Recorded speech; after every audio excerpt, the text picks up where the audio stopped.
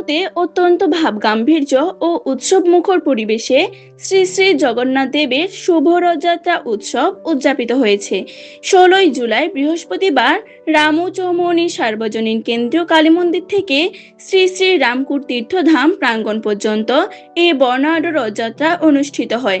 হাজারো ভক্তের জয়ধ্বনি, শঙ্খধ্বনি, উলুধ্বনি, ঘণ্টার করতাল এবং মহাহরিনাম সংকীর্তনে পুরো রামনগরী মুখরিত হয়ে ওঠে।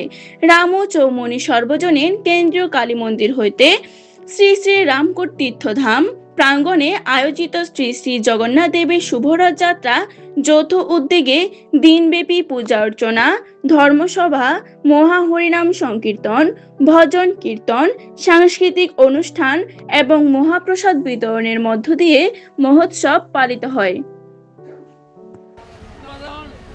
দুপুরে হাজারো ভক্ত ও দর্শনার্থীর মধ্যে মহাপ্রসাদ বিতরণ করা হয়।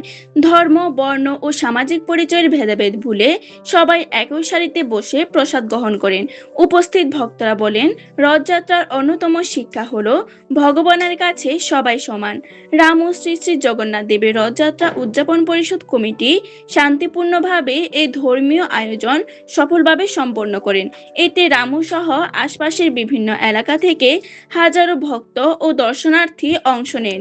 সমীরুদ্রে পাঠানো তথ্যচিত্রে তিথি পাল, সনাতন মিডিয়া, রামু, কক্সবাজার।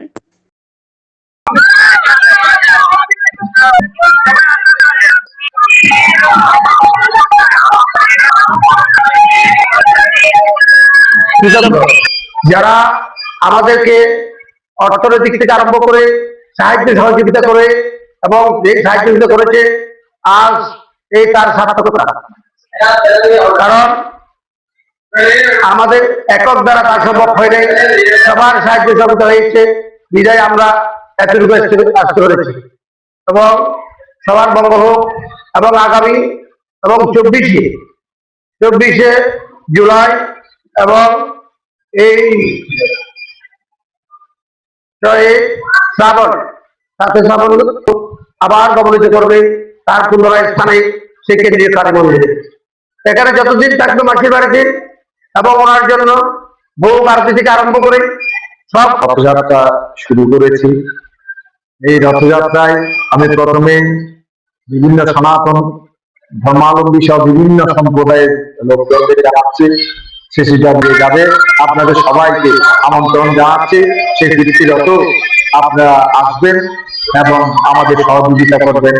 এবং যারা আমাদেরকে সহযোগিতা করেছেন, আইন শৃঙ্খলা বাহিনী থেকে শুরু করে যারা বিভিন্ন সংগঠন থেকে শুরু করে ধর্মীয় সংগঠন থেকে সামাজিক সংগঠন থেকে শুরু করে যারা সহযোগিতা করেছেন, তাদেরকে অসংখ্য ধন্যবাদ। সবাইকে শুভ আগমন এবং সমাজের মধ্যে সমাজের সম্প্রীতি বজায় রাখার জন্য এই রথযাত্রা খুবই গুরুত্বপূর্ণ।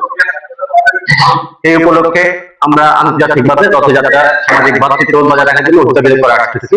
সকলকে রথযাত্রার অনুষ্ঠানে অংশগ্রহণকারী সকল বক্তাদেরকে শুভেচ্ছা ধন্যবাদ জানিয়ে সবার জন্য মঙ্গল কামনা করে কৃপায় আমরা ভক্তবৃন্দদের নিয়ে সুন্দরভাবে আমাদের ঐতিহ্যবাহী সেই রামকুট তীর্থধামে আমরা জগন্নাথ দেবকে নিয়ে আসতে পেরেছি।